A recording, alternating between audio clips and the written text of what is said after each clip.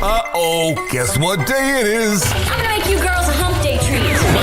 Mike. It's Hump Day. Perhaps I could help you with that hump. What hump? A very good day for some midweek malarkey. Oh my goodness, is it that time already? I think it is. Hey, welcome to Midweek Malarkey. Didn't think I'd be here, did you? But I are. And I am.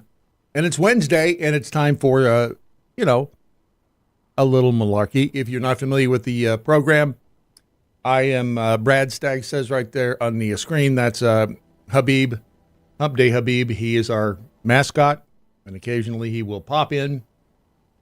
When that happens, we all get very excited. If you are watching on midweekmalarkey.com, you can also see us on X and at thedailymojo.com today. It's been an interesting day. Let me just put it that way. It's been an interesting technological day. And apparently it's, and by the way, follow me. Hold on a minute. If I push that, you can follow me on the social medias at Real Brad Staggs. Install the Daily Mojo app and you'll get all sorts of, you won't get all sorts of notifications because, we're not going to deluge you with notifications, but you'll get some insider info. And you can send me an email, Brad at thedailymojo.com. Good luck with that. If I do respond, it's a miracle. I'm still trying to figure out how the damn thing works. But that's my problem. That's on me. All right, we start over here, which is a little disturbing. And generally on Midweek Malarkey, we try to stay light with the lighter stuff because Lord knows there's enough crazy stuff out there. But this came up, and there's our innuendo bell as well, if you're not familiar with the Daily Mojo. But there's apparently a judicial emergency in Cobb County Superior Court. I don't know if that's the same. I'll just read it to you. It just came out this afternoon. Chief Judge Greg Poole of the Cobb Judicial Court today took the extraordinary step. And again, I say this because it's 2024, and I couldn't tell you what the hell's going to happen next. I couldn't. We could have predicted some of these wacky things, but certainly not whatever's coming next. Anyway, he took the extraordinary step of declaring a judicial emergency within the Superior Court of Cobb County due to serious issues that have arisen in the Superior Court clerk's office within that circuit. These judicial emergencies are permitted under Georgia law when the chief judge determines there is an emergency so serious that the judicial system cannot function normally and that the public in many instances will not be able to use the judicial system or meet deadlines imposed on them by a court. This sounds serious. Looks serious. The Superior Court Clerk's Office has been plagued by many serious issues before and since it undertook a software conversion in late June 2024.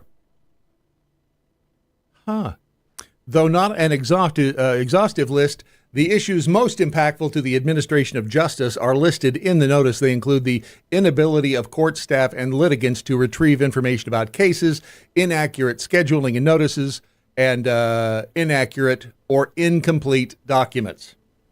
Well, ain't that something? That's kind of weird that things are so bad that they can't access anything in the court system. Wonder what that's all about. Anyway, if you're down in the Atlanta area in Cobb County, good luck. They can do this for an initial period of 30 days. During that time, the judge hopes that the situation in the clerk's office will improve such that another emergency order will be unnecessary. During the emergency, though, they have faith in you. The court trusts that all litigants and their attorneys will continue to be understanding and professional with one another in dealing with any issues arising from the emergency. Good luck. Is this how the apocalypse starts? I hope not. If you, by the way, if you download it and install the Daily Mojo app, you can send suggestions for stories here on Midweek Malarkey, including this one. I will show you the picture first and explain. I'm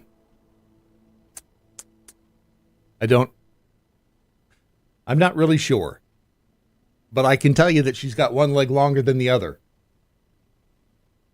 I'm not really sure what else is going on there, but I can tell you the headline of the story is banker is suing for £1 million after surgery left her with one leg longer than the other. Is that what it looks like on an x-ray? A 5'2" investment banker who had surgery to lengthen her legs. You've really got to really got to want to be taller to get, because I just had knee surgery because I'm old and stuff tears and yeah. And it's not pleasant. It's not, I had to do it because of the pain. But if I thought all it was going to do was make me 2 inches taller, nope. She is suing her doctor for more than the £1 million over the car crash operation, she says. She's a Harvard graduate. Her name is Elaine Fu. No relation to Adam the Woo or the Fu on X. She's always been self-conscious about her height, decided to act after experiencing bullying while working on Bank of America Merrill Lynch's trading floor in London, according to the High Court. So she's one of those people down there screaming and yelling at the top of her lungs, trying to get people to notice her. She went under the knife. The surgeon's name is Dr. Jean-Marc Guiget. He is known as the father of leg lengthening. You think you've got a fancy title? Dr. Guiget has a fancier one. In 2016, the procedure was designed to increase the length of her thigh bones and therefore her overall height. The knee bone is connected to the thigh bone, etc. The operations involved Dr. Guiget sawing her thigh bones in half. Hold on. Sawing her thigh bones in half. Can we... control room, can we zoom in on that? Thank you. I'm still questioning what the hell's going on up here, but that's just me. Sawing her thigh bones in half, then hollowing out the marrow along a foot-long length inside the bone and inserting a telescopic metal rod held in place by pins. Okay, so far it's making sense. Is there like a little key that you insert in here somewhere and crank it? There has to be, right? But you can't do it all at once. The operations involved Dr. Guiget sawing the thigh bones. I already said that. The rods were designed to increase their length gradually via a ratchet mechanism. Okay, I was right. Surgery is simple. I don't know why people make such a big deal out of it. You just cut some stuff open and I've done it on wood. Is flesh really any different? So the ratcheting mechanism pulls the two cut halves of the bone gradually apart.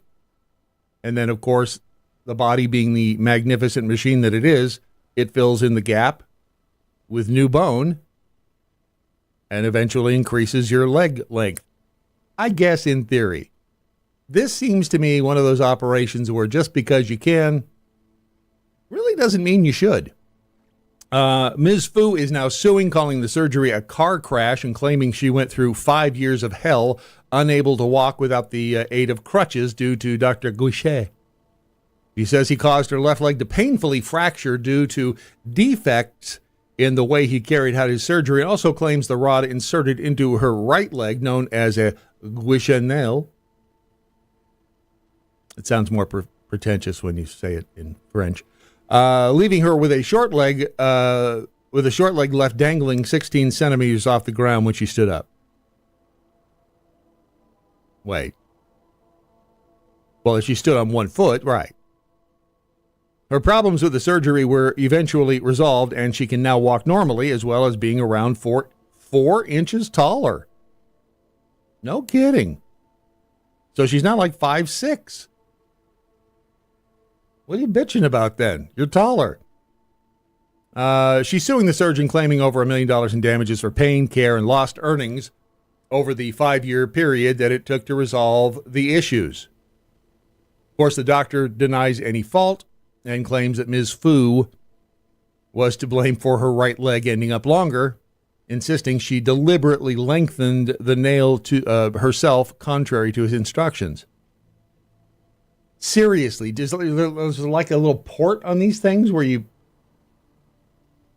put a ratchet in there? How the hell does that work? Is there a piece sticking out somewhere? That's bizarre. Richard Baker, KC, the judge for Ms. Fu, told the judge that before the index events, she was a driven, hard-working high flyer. But now, not so much. Hang on, I'll show you the... if you wonder what a goucher looks like, that is the Sergeant Mark Anthony. What the hell's his name? Goucher. We'll just call him Gushy. Goucher. He's the leg lengthening doctor. He has the Goucher nail. You know, the things people will do just to reach new heights. That wasn't even funny. It was me being self-congratulatory. That's all that was. I didn't earn it, and I feel bad that I took it. But I did. And I still want to know what the hell that thing is in the middle. I mean, that's almost not fair that they blurred that thing out, whatever it is. Take a look at this man. If you see him, he can give you his mail, or your mail. I mean, if you live in his. I wonder if Peter Seraphin knows him. The Gwinnett County Police Department arrested Marcus Gregory. He is a USPS mail carrier, both M-A-L-E and M-A-I-L. You're welcome. For stealing mail, dumping the mail in the woods, and then using illegal drugs while delivering the mail. You know, I saw my postman today. He only rings twice. You're welcome. But, and I almost said he had his headphones on, but I was like, man, dude's in a what, those little Jeeps, no air conditioning. And yet every day, he's out there putting paper in a metal box encased in brick that 9 times out of 10 will go out to said metal box in the brick, take out the paper that he has put in there, and immediately walk it to the recycle bin and dump it in there. It seems like a silly process and almost more of a ceremonial type handoff. God love the Postal Service. The officers were initially contacted on July 31st. That is a mere 7-8 days ago by the USPS Inspector General in reference to Gregory. Investigators have been watching him after several complaints were filed with the United States Postal Service for victims not receiving their mail. What in the hell is so important that you've got to call the Postal Service and say you didn't get it? They don't even send checks in the mail, do they? On the 31st, the undercover officers who were watching Gregory while he was working and witnessed him dump mail in the woods near Williams Farm Road down in Georgia. After he dumped the mail in the woods, the investigators then witnessed Gregory use illegal drugs in his vehicle. How do they know they were illegal? Just saying. Officers pulled him over and placed him under arrest. During a search of his work vehicle, officers located more illegal drugs and a handgun. If dude is delivering your mail, do not F with him. He will take you out. The investigators also located an additional 215 pieces of stolen mail inside. Because they went back to the post office where he left his personal vehicle, and that's where they found the stolen mail. What? Then on August 3rd, officers served a search warrant at Gregory's residence and located more mail. I'm not going to say that he has a problem, but I think he might have a problem. And that's just me. And Habib. It was a joint investigation between the Gwinnett County Police Department, the USPS Inspector General's office. He was charged with DUI, drugs, possession of a Schedule I narcotic, possession of a firearm during a crime, theft of... I mean, really? I mean, yes, he had it in his truck, but what did he... He wasn't holding anybody up. Not defending him, I'm merely pointing out. That's one of those things they toss in there so that they say, well, if you do this, we'll drop that charge. Should have been there in the first place anyway, but that's just me, and what do I know? Theft of stolen mail. How can you steal stolen mail? Wouldn't it just be theft of mail? Theft by taking and obstruction. Yeah, you really do have to love the legal system. They make it almost understandable. In total, Gregory's been charged with 51 felony warrants and 9 misdemeanor warrants. Wow, he outdid Trump. Good for him, huh? Am I right? Of course I'm right. Hey! Again, don't F with him, as he will mess you up. Meanwhile, down in, I don't know, I can't remember if, because the last time we spoke, you and I think it was 2 weeks ago, because last week of the knee surgery and sitting in the chair was just, it was agonizing. I mean, I wanted to be taller, but it was still just agonizing. So anyway, I can't remember if I told you this one or not. By the way, hi to everyone over in the Rumble chat room. Thank you for doing that. If you are not watching on Rumble, maybe, or at the dailymojo.com or at midweekmalarkey.com. Either way, you can get involved in the chat. See, Curtis is in there. Cougar, Jackhole Diva, Original Babes in there. Sir Rat Bastard. Do any of you people work? Cougar, Jackhole Diva. So yeah, my mom has had 4 knee replacements. Be careful what you wish for. You might only get half your wish. Right? But I had a partial knee replacement. No way would I do something like that for height, even when I was a midget. Even if I was a midget. Original Babes. I know. There's some elective surgery that you think, oh, maybe, you get stuff pulled back and lifted up, but no. I mean, no, you're going to saw the bones in half, and then you're going to saw them in half, put those cranky janks in there, and then show the world whatever the hell this is. Or is that just something like that they put over? Is that like a snorkel thing? You'd like a face mask? They just pop over that area so you can't see it, because at this point, not only does she looked silly for being one leg longer, but we're all wondering what the hell is going on down there. Is she in the Olympics? I don't know. All right, now moving on, and again, thank you for being in the chat room. Right there, that is, say it with me now, a bear. I can't remember if I told you the story or not, but anyway, that's a bear, and in Florida, people are doing really stupid things with it. I call it thinning the herd. Some people are sad that, people are doing dumb stuff.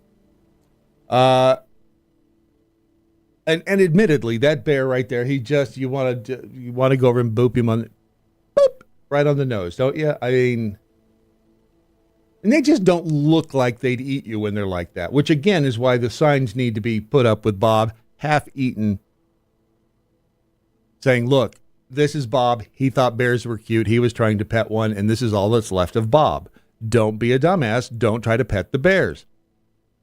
But according to the Walton County Sheriff's Office Facebook page, and This bear was spotted on Highway 98 near County Road in Santa Rosa Beach. And people were stopping to take selfies with the bear because they thought he looked depressed. Okay, maybe he does look a little sad. I'm not saying that he doesn't, but I'm just saying that I don't think you taking a selfie with him is going to make him less depressed. He may make him less hungry, because if he does decide to eat you, I don't know. Selfies, according to the sheriff's department, are okay from a distance, but they want to remind everyone to not approach black bears at any time, but because not only are they cute, they might be aggressive and they might eat you. Because again, it's a bear. But again, if people want to, by the way, if you see a bear, you're asked to call the I guess it's Florida Wildlife Control. They just say FWC Wildlife Hotline at 888-404-3922. If you see a bear, call that number and tell them you saw a bear, I guess. Sponsor of Midweek Malarkey this week is our friends over at Get Well Mojo. But instead of the emergency kits, we talked a little bit about this morning the fact that scents, SCENTS, scents, are good for you. Some can make you happy, some can make you sad, some can make you reminiscent, etc. But they're having a sale right now over at Get Well Mojo on essential oils. The bundles over there. I suppose I could put it over here so you could actually see it. But, why would I want to do that? Why would I want to make it easy? It's been a day. Get off my back. So over at getwellmojo.com, you'll find the essential oil bundle. Right now, you can get it for 25% off if you use the code ESSENTIAL. I would also try the code Mojo50. But I would definitely go to getwellmojo.com to get this, because they have it's the not gonna go into the full sales pitch. I'm just gonna say essential oils, if you've never tried them, they actually work. At least they do for me. It's a little, everyone could use a little woo-woo in their life, couldn't we? I mean, if you feel bad, if you feel a little low, need some energy, give it a shot. It's better than walking into the doctor's office and having them give you one of those. Just saying. So go to getwellmojo.com. All right, so next up here, let's see. This is a. I want to show you. I want to show you a picture first. I want to show you a little picture. How do I make it bigger? Like that. There were no pictures of the two individuals, so came up with our own. And pick any two of them. They'll work. The headline being, man killed after Florida roommates shoot at each other with what they thought were unloaded guns. Thinning the herd. A man is dead after he and his roommate shot each other with what, again, they thought were unloaded guns. Just before 5 o'clock, the Pinellas County Sheriff's Office responded to a shooting death at the corner of some street down in St. Pete. The deputies found Kevin Bishop on the floor with a gunshot wound to his chest. His roommate, 57, was also in the home. Again, take your pick of any two in there. I think they rise to the... So AI is good for some stuff, right? I love the gun that the one guy in the lower left is holding. I know. and then the dude, was the dude smoking the barrel? Oh, I know why. Because I told AI to get that they'd each be holding a smoking gun. AI thinks it's so smart. It's so dumb. If you're listening to the podcast, you really need to go back and look at the visual on this one. It's I think it's funny. So the official said that the two men, hold on a second, if you're driving, pull over. If you're standing, you may want to sit down, because officials said the two men had been drinking alcohol when Bishop showed his roommate several of his firearms, which he claimed were unloaded. At one point, both men pointed firearms at themselves and each other. According to the sheriff's office, they pulled the trigger but did not fire. Detectives then said that Bishop grabbed a Glock 21 from his roommate. The roommate released his fingers from the gun, and a bullet went into Bishop's chest. Kids, stay in school. Don't do drugs. And if these guys want to sell you some real estate, I would run like hell. Especially if there's alcohol involved. Did someone say alcohol? I think someone said drugs. And by drugs, I mean 25 packages of cocaine that were blown onto a Florida Keys beach by Hurricane Debbie. The hurricane that just keeps on giving. And, of course, it's been downgraded to a tropical storm now, but a beachgoer found these packages at a beach in the archipelago, or is it archipelago? It's like Caribbean. It's Caribbean, by the way. Then they contacted authorities. According to Samuel Briggs II, acting chief patrol agent for the U.S. Border Patrol's Miami sector, I'm going to give them the benefit of the doubt and say they found 50 packages and turned in 25.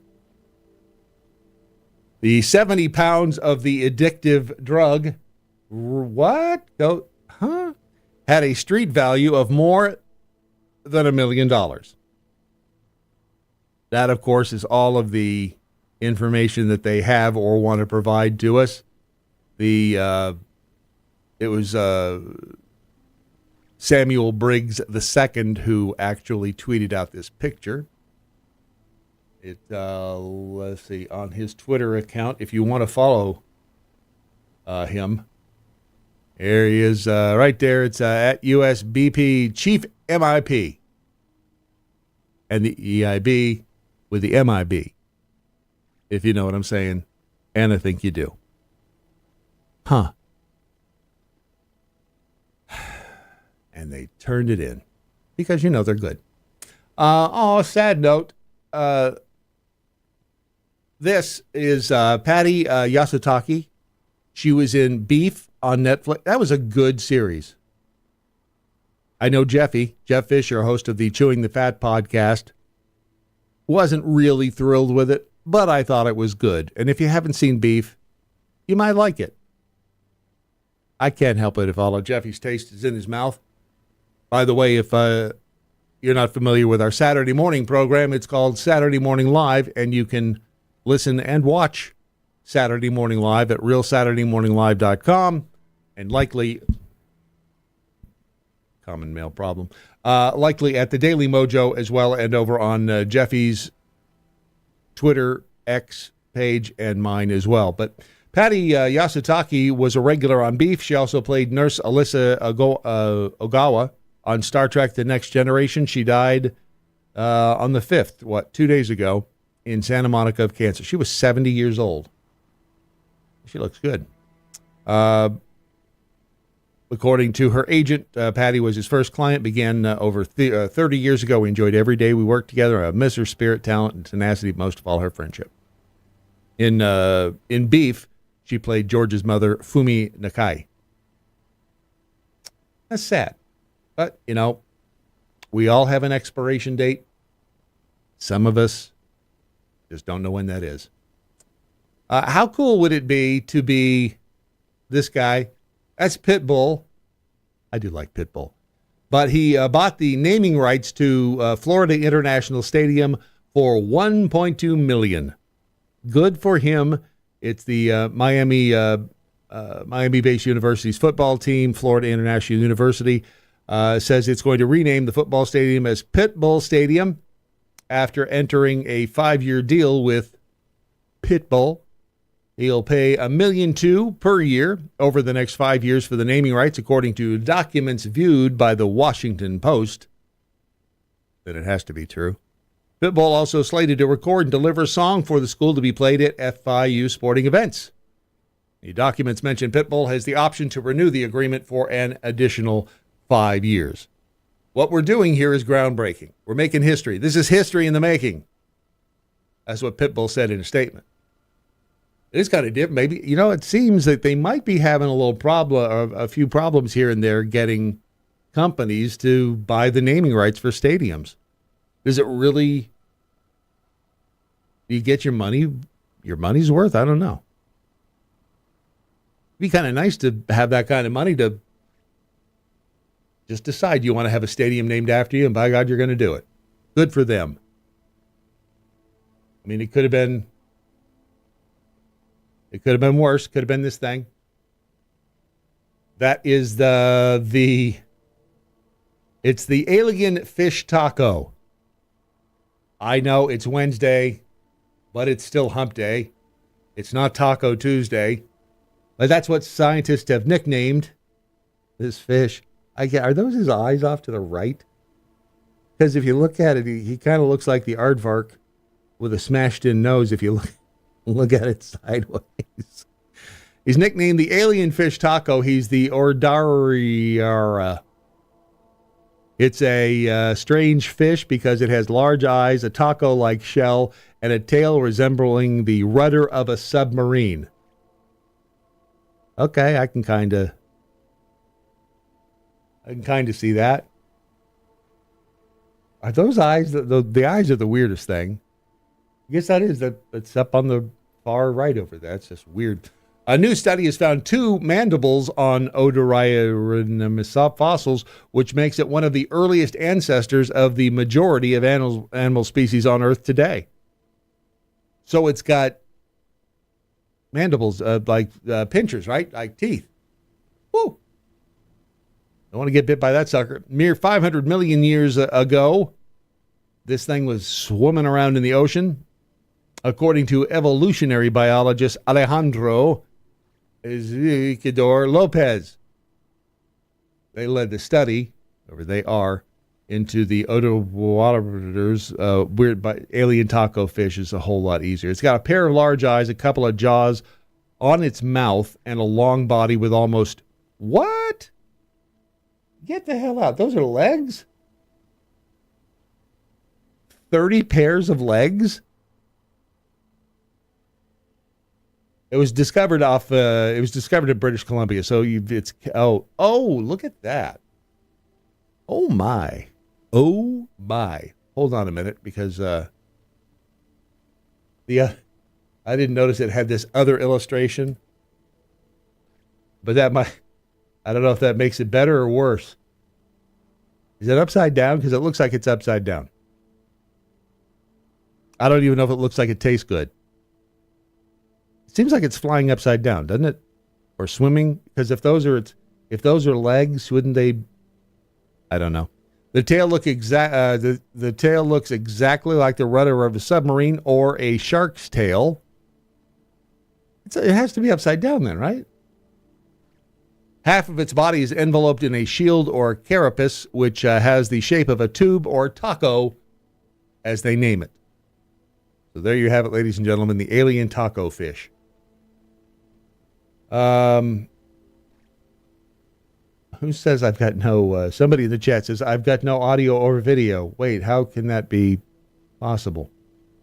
Original Babe Bar, do you hate brown bears too? I love bears. I'm just not going to get up next to the bear to try to pet the bear because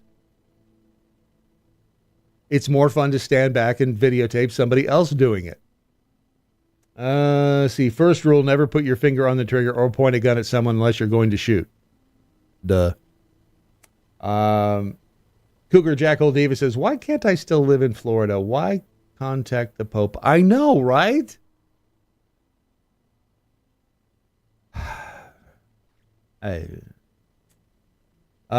See, Dark Magneto says, sorry, I'm late. Rain plus traffic equals accidents. We don't need your excuses. We need your timeliness. Yes, please do. Sir Rat Bash says, we need some thumbs up here, folks. I can't be the only one. You're right. If you're watching over on the Rumble, just hit the thumbs up thing. I've been making more of a conscious effort in when I'm watching YouTube videos now to hit a thumbs up on the ones that I like. I don't ever really, the thumbs down thing, I don't understand it. I guess if you just don't like the content creator, okay. But if you're watching somewhere and you like the video, or if it's, mildly amusing or whatever, just hit the like button. That's all I ask. Do it on the Twitter. Do it on the Rumble. Wherever you see a thumbs up or a like, go ahead and smash it. Smash that bad boy. Florida will be flooded, according to Freebie 38. Yep. Anyway, so the alien taco fish, I don't know what the hell, and I don't even know if they taste good or not. I don't think they'll be putting them in McDonald's filet of fish anytime soon. Although you never know. We could ask this guy. He looks sad. He looks depressed. He looks like he looks like the black bear. Right? I mean, he's like the human version of the black bear that looked bummed out in Florida. And I would imagine you could take a selfie with this guy too. You might have to go to federal prison for, well, not you. I mean, you'd have to visit him because that's where he is, because he worked at McDonald's in, was it Chatham County? No, Savannah, sorry. In Savannah. And he was working the late shift, and he was pissed because there are too many people in the store. He wanted to go home. He was tired of, and who doesn't get a little sick and tired of being at work, and all these people keep coming in and buying stuff, and you just can't get out of there. You're like stuck making, flipping the fries and stuff. And you get really irritated that so many people are coming in and spending money at the restaurant that, I'd be sure that that's the money that they used to pay you with, but, whatever. But he was so irritated with these people that Joshua Darrell McGregor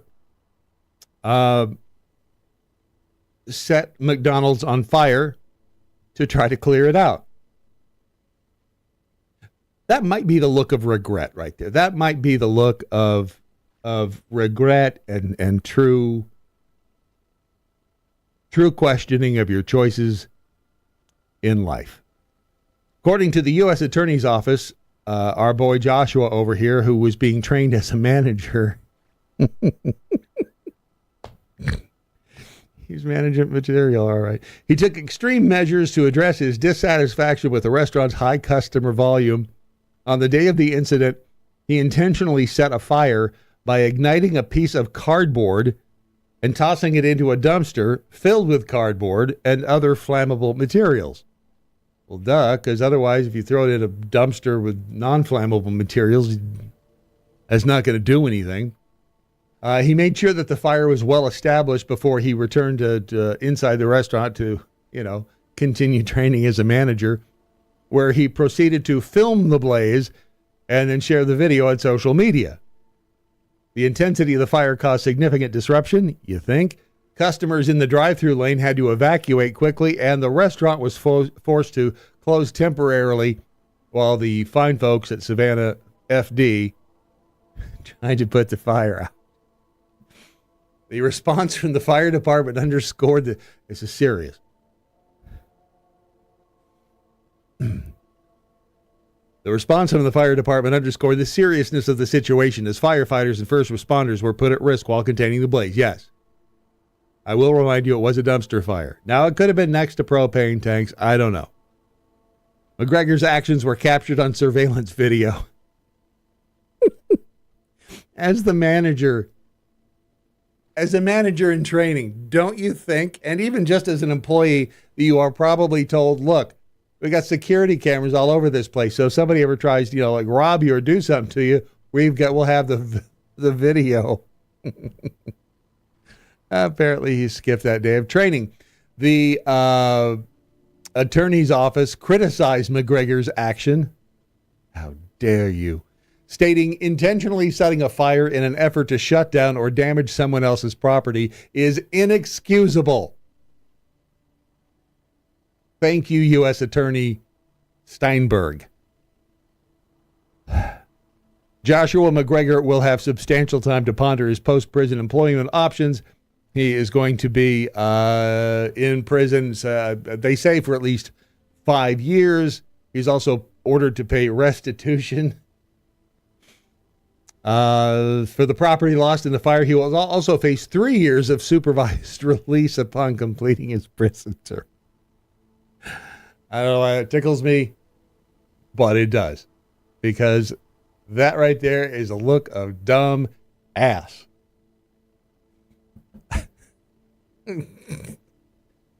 All right. How we get time for oh yes, this is you'll enjoy this one. I certainly did. This is the story of a lovely lady. This is the story from Whitefish Bay up in Wisconsin. And a woman there was driving down the street, and the police said she was doing 60 and a 30. I don't know if she was or not. This happened last month. It happened about 1:30 in the morning.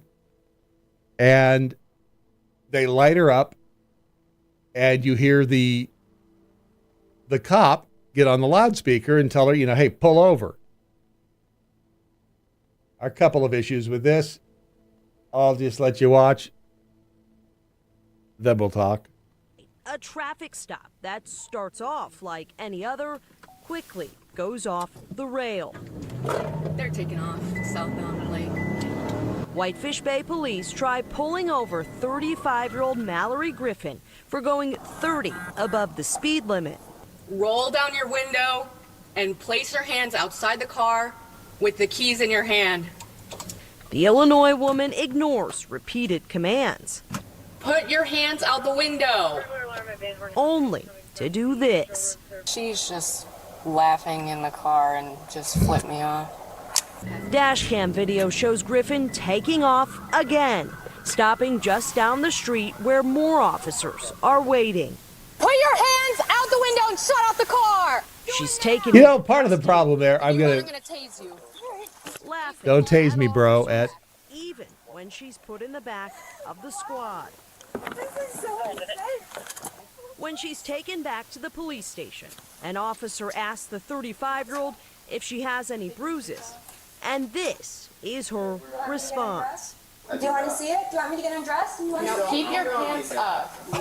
Before a sobriety test, Griffin does what appear to be yoga poses. Can you do what I can do? Can you do this in your car? And I haven't worked out in 3 years. Police determined she was under the influence of something. Wait, what? Wild night. That is no laughing matter. No, it is not. That is no laughing matter, and I will not have you laughing at the woman for dropping trowel in the police station. Or for doing yoga poses, for that matter. Won't have it. It's not right. And you won't do it. I was kind of impressed, though, with the yoga poses. One final story, because it's kind of sad. And I don't know if I should leave you on a sad note, but I don't know. It is sad because you can't even, who doesn't want chickens? Who doesn't want chickens in their backyard? I guess the neighbors who don't want to listen to the chickens in your backyard. But apparently in Des Moines, they're having some issues with the chickens, waking people up. And so they're trying to crack down on chickens and loud roosters. Write your own joke. Here's the story from the television station in Des Moines. We don't really want anything to change. Hold on. I'm going to pause it right there because I don't know I don't know either. Sir Peckington wants to keep his home. Sir Peckington. Sorry. Shut up. And Sir Peckington was in full display today. Organizers of the Chicken Parade, don't take our birds away, say at least one Des Moines City Council member wants significant changes to the current city ordinance that regulates backyard hens and chickens. All but one voted last week to make those changes go into effect. They say the proposal is being considered that would ban roosters. That's a big one for them. Also reducing the number of hens allowed in backyards from 30 to 12. Damn, how are you supposed to eat if they're going to knock you down from 30 to 12 chickens? I'm not kidding. I mean, when they F up the food supply to the point where, none of us have food, I'm pissed. I'm pissed that. And they're knocking down the big roosters. That's all I'm going to say. And they should keep their stinking hands off of our roosters. Can I get an amen? Thank you. And another exciting episode of Midweek Malarkey is in the can, appropriately enough. Please remember to smash that like button if there is one, subscribe if you can, rate and review if it's possible, and tell a couple of friends about the show. Help spread the word if you please. Coming up tomorrow morning at 7 o'clock Central, it's another fun-filled excursion into the real world on the Daily Mojo with me and producer Ron. Every Saturday morning at 9 o'clock Central, join me and Jeff Fisher from the Chewing the Fat podcast as we point out the absurd, the ridiculous, and the abnormal. And that's just Congress. Hey-o. Now go forth and be fruitful. We need to outpopulate the stupid. I'll let Habib have the last word.